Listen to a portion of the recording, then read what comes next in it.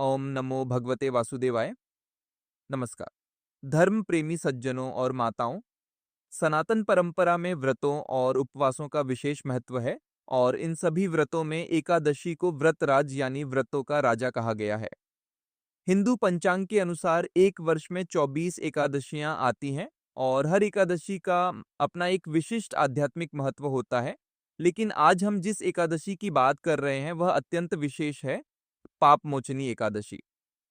हिंदू नववर्ष यानी विक्रम संवत के अनुसार चैत्र मास के कृष्ण पक्ष में आने वाली एकादशी को पापमोचनी एकादशी कहा जाता है।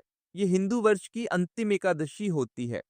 जैसे हम वर्ष के अंत में अपने घर की साफ सफाई करते हैं, वैसे ही यह एकादशी हमारी आत्मा की शुद्धि का पर्व है। इसके नाम में ही इसका अर्थ छिपा है, पाप यानी हमारे द्वारा किए गए बुरे कर्म, और मोचनी का अर्थ है मुक्त करने वाली। जाने अनजाने में मन, वचन या कर्म से हमसे कई बार ऐसी गलतियां हो जाती हैं जिनका बोझ हमारी आत्मा को भारी कर देता है। शास्त्रों में वर्णन है कि जो भी भक्त पूर्ण श्रद्धा और निष्ठा के साथ इस दिन भगवान श्री हरि विष्णु की उपासना करता है और व्रत रखता है, उसके जन्म जन्मांतर के पाप कट जाते हैं। यह व्रत व्यक्ति को मानसिक शांति, पवित्रता और मोक्ष की ओर ले जाता है। आज के इस विशेष वीडियो में हम जानेंगे पाप मोचनी एकादशी की संपूर्ण पूजा विधि, इस दिन क्या खाएं और क्या ना खाएं, कुछ अत्यंत महत्वपूर्ण नियम, और वीडियो के अंत में हम सुनेंगे वह दुर्लभ और पौराणिक व्रत कथा जिसके श्रवण मात्र से सहस्र गोदान, 1000 गायों के दान का पुण्य प्राप्त होता है। तो कृपा करके इस आध्यात्मिक यात्रा में हमारे साथ अंत तक बने रहें। व्रत का पूर्ण फल तभी मिलता है जब उसे सही तिथि और विधि के अनुसार किया जाए। चूंकि हम हिंदू पंचांग का अनुसरण करते हैं, इसलिए एकादशी की तिथि हर वर्ष बदलती रहती है। एकादशी का व्रत हमेशा उदय तिथि के अनुसार रखा जाना चाहिए। इसका अर्थ है कि जिस दिन सूर्योदय के समय एकादशी तिथि विद्यमान हो, वही दिन व्रत के लिए सर्वश्रेष्ठ माना जाता है। कभी कभी एकादशी तिथि 2 दिन तक रहती है। ऐसे में दशमी तिथि से युक्त एकादशी, जिस दिन दशमी का प्रभाव बाकी हो, को व्रत नहीं करना चाहिए।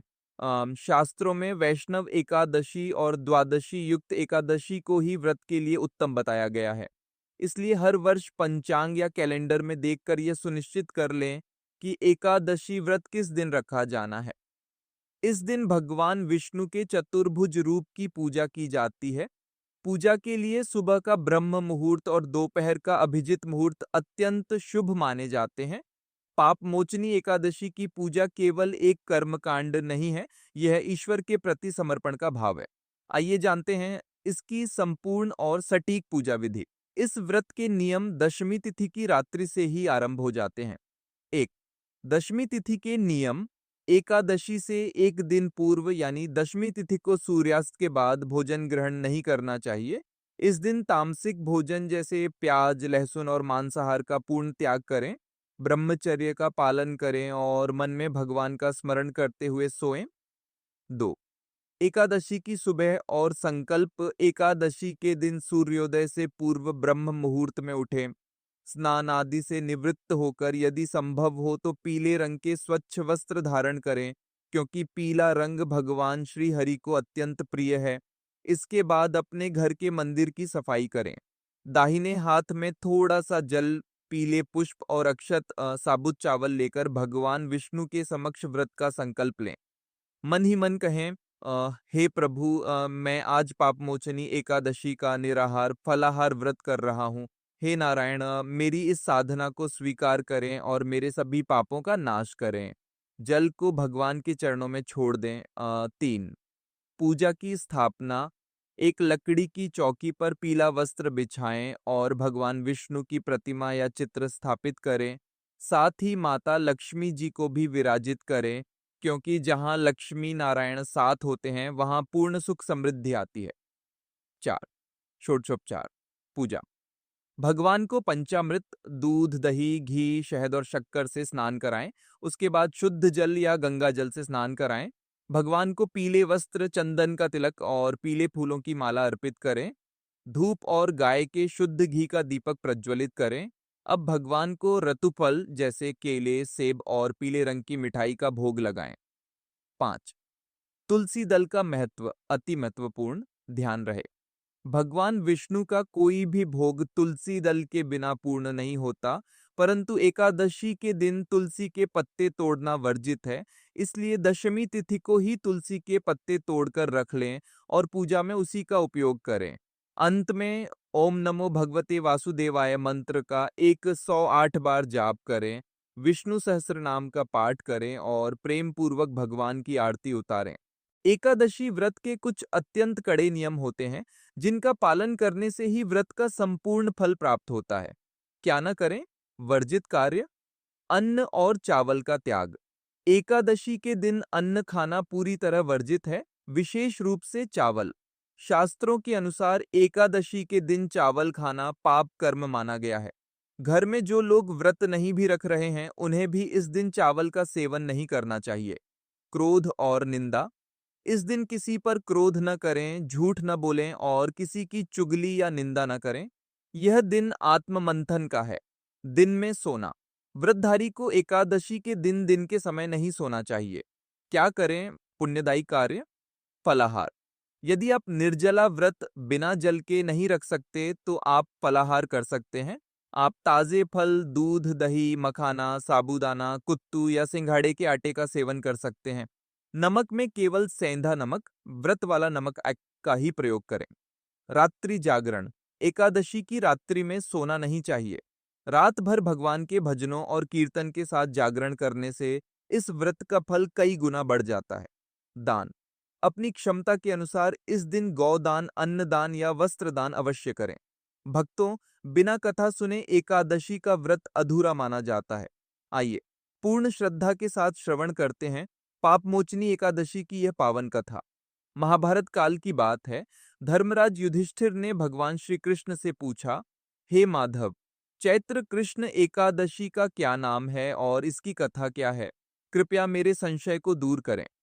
भगवान श्री कृष्ण ने मुस्कुराते हुए कहा, हे युधिष्ठिर, प्राचीन काल में महर्षि लोमश ने राजा मांधाता को यही कथा सुनाई थी। तुम भी इसे ध्यानपूर्वक सुनो। प्राचीन काल में चैत्ररथ नाम का एक अत्यंत सुंदर वन था। इस वन में हमेशा वसंत ऋतु का वास रहता था और देवता व अप्सराएं वहां विहार करते थे। इसी तपोवन में महर्षि च्यवन के पुत्र मेधावी ऋषि भगवान शिव की घोर तपस्या में लीन थे। वे अत्यंत युवा, रूपवान और तेजस्वी थे। एक दिन मंजू घोषा नामक एक अत्यंत रूपवती अप्सरा वहां से गुजरी। मेधावी ऋषि के रूप और तेज को देखकर वह उन पर मोहित हो गई। उसने आर्षि की तपस्या भंग करने का निश्चय किया। मंजू घोषा ने अपने मधुर स्वर में गाना और वीणा बजाना शुरू कर दिया। कामदेव ने भी इस अवसर का लाभ उठाकर ऋषि के मन में काम भावना जागृत कर दी। मंजू घोषा के सौंदर्य और गायन के प्रभाव में आकर मेधावी अर्षि अपनी सुध-बुध खो बैठे। वे शिव की तपस्या, अपने व्रत और नियमों को भूलकर उस अप्सरा के साथ भोग विलास में लीन हो गए। उन्हें समय के बीतने का तनिक भी भान न रहा। कई वर्ष बीत गए। एक दिन मंजू घोषा ने ऋषि से कहा, हे ऋषिवर, अब मुझे स्वर्गलोक लौटने की आज्ञा प्रदान करें। ओके, ये सुनकर ऋषि अचानक जागृत हुए। उन्होंने काल गणना की तो उनके पैरों तले जमीन खिसक गई। उन्हें पता चला कि अप्सरा के साथ रहते हुए उन्हें 57 वर्ष व्यतीत हो चुके हैं। उनका सारा तप और पुण्य नष्ट हो चुका था। अपनी नष्ट हुई तपस्या को देखकर आर्षि मेधावी क्रोध से भर उठे। उन्होंने मंजू घोषा को श्राप देते हुए कहा, रे दुष्टा, तूने मेरी वर्षों की साधना भंग की है। जा, मैं तुझे श्राप देता हूं कि तू इसी क्षण पिशाचिनी प्रेत बन जा। श्राप के प्रभाव से सुंदर अप्सरा तुरंत एक कुरूप पिशाचिनी में बदल गई। वह रोते हुए आर्षि के चरणों में गिर पड़ी और गिड़गिड़ाकर श्राप से मुक्ति का उपाय पूछने लगी। अर्शी का क्रोध कुछ शांत हुआ। उन्होंने कहा, हे मंजू घोषा, चैत्र मास के कृष्ण पक्ष की पापमोचनी एकादशी का विधि विधान से व्रत कर। इस व्रत के प्रभाव से तेरे पाप नष्ट हो जाएंगे और तू अपने पूर्व रूप को प्राप्त कर लेगी। मंजू घोषा को उपाय बताकर आर्षि मेधावी अत्यंत आत्मग्लानि के साथ अपने पिता महर्षि च्यवन के आश्रम पहुंचे। पिता ने जब उनके चेहरे की मलिनता देखी तो कारण पूछा, मेधावी ने अपना सारा अपराध स्वीकार कर लिया।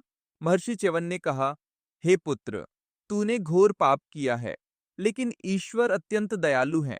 तू भी चैत्र कृष्ण एकादशी यानी पाप मोचनी एकादशी का व्रत कर, भगवान श्री हरि की कृपा से तेरा उद्धार होगा। पिता की आज्ञा मानकर मेधावी ऋषि ने और उधर वन में पिशाचिनी बनी मंजू घोषा ने पूरे नियम और निष्ठा के साथ पापमोचनी एकादशी का व्रत किया। इस महान व्रत के प्रभाव से मंजू घोषा पिशाच योनि से मुक्त होकर पुनः सुंदर अप्सरा बन गई और स्वर्ग लौट गई। वहीं मेधावी अर्षि के भी सभी पाप भस्म हो गए और उन्हें अपना खोया हुआ तेज और तप पुनः प्राप्त हो गया। भगवान श्री कृष्ण कहते हैं, हे युधिष्ठिर, जो भी मनुष्य इस पावन कथा को पढ़ता या सुनता है, उसके सारे पाप उसी प्रकार भस्म हो जाते हैं जैसे अग्नि में सूखी लकड़ी जलकर भस्म हो जाती है। कथा पूर्ण होने के बाद अगले दिन यानी द्वादशी तिथि को व्रत का पारण व्रत खोलना किया जाता है। पारण का भी एक विशेष शुभ मुहूर्त होता है जो सूर्योदय के बाद और हरिवासर समाप्त होने के बाद आता है। पारण के दिन सुबह पुनः स्नान करके भगवान विष्णु की पूजा करें। इसके पश्चात किसी योग्य ब्राह्मण या गरीब व्यक्ति को घर बुलाकर भोजन कराएं। यदि यह संभव न हो तो मंदिर में सीधा आटा, दाल, चावल, नमक और कुछ दक्षिणा दान करें। इसके बाद स्वयं प्रसाद ग्रहण करके अपने व्रत का पारण करें। व्रत खोलने के लिए चावल का उपयोग करना अत्यंत शुभ माना जाता है। तो मित्रों, यह थी पापमोचनी एकादशी व्रत की संपूर्ण और प्रामाणिक जानकारी। यह व्रत हमें यह सिखाता है कि चाहे हमसे कितनी भी बड़ी भूल क्यों न हो गई हो, ईश्वर के दरबार में सच्चे हृदय से किया गया पश्चाताप और सच्ची भक्ति हमें हर पाप से मुक्त कर सकती है। आशा करते हैं कि आप भी भगवान नारायण का ध्यान करते हुए इस व्रत को सफलतापूर्वक पूर्ण करेंगे। यदि आपके मन में इस व्रत से जुड़ा कोई भी प्रश्न है, तो नीचे कमेंट बॉक्स में अवश्य पूछें। अगर आपको यह जानकारी ज्ञानवर्धक लगी हो, तो इस वीडियो को लाइक करें और अपने परिवार और मित्रों के साथ शेयर करके पुण्य के भागी बने। सनातन धर्म से जुड़ी ऐसी ही प्रामाणिक और सुंदर कथाओं के लिए हमारे चैनल को सब्सक्राइब करना न भूलें। भगवान श्री हरि विष्णु और माता लक्ष्मी की कृपा आप और आपके परिवार पर सदैव बनी रहे। कमेंट में एक बार प्रेम से अवश्य लिखें, जय श्री हरि।